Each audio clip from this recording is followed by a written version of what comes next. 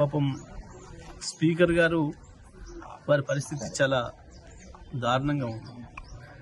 ఆయన ఆత్మసాక్షిగా పనిచేసే పరిస్థితులు లేడు, చట్ట ప్రకారం కూడా పనిచేసే పరిస్థితుల్లో లేడు. బహిరంగంగానే మా పార్టీ మారిన ఎమ్మెల్యేలు గతంలో కాంగ్రెస్ పార్టీ కార్యక్రమాలు పాల్గొన్నారు, పార్లమెంట్ ఎన్నికల్లో కాంగ్రెస్ పార్టీ కార్యక్రమాల్లో పాల్గొన్నారు. మేము అవన్నీ కూడా సబ్మిట్ చేసినాం. కాంగ్రెస్ పార్టీ సమావేశాలలో పాల్గొన్నారు, హైదరాబాద్లో జరిగిన ఏఐసిసి సభలలో పాల్గొన్నారు. అన్నీ కూడా కాంగ్రెస్ జెండా వేసుకొని తిరుగుతున్నారు. అన్నీ సబ్మిట్ చేసిన దానికి కూడా స్పీకర్ గారికి కనపడలేదట.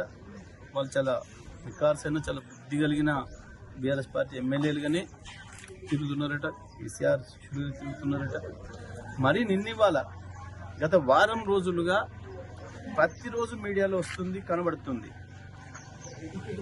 గద్వాల ఎమ్మెల్యే స్పష్టంగా కాంగ్రెస్ ర్యాలీలో పాల్గొని కాంగ్రెస్ అభ్యర్థులకు గెలిపించుకోవాలి మనం అని చెప్పారు.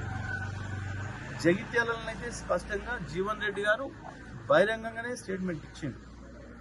మా 30 సీట్లు కాంగ్రెస్ పార్టీ సీట్లు ఎట్లు ఇస్తావు నువ్వు, నేను ఎట్టి బస్సులో ఒప్పుకోను, 50 సీట్లు నాకు కావాలని ఆయన సంజయ్, డాక్టర్ సంజయ్ ఎమ్మెల్యే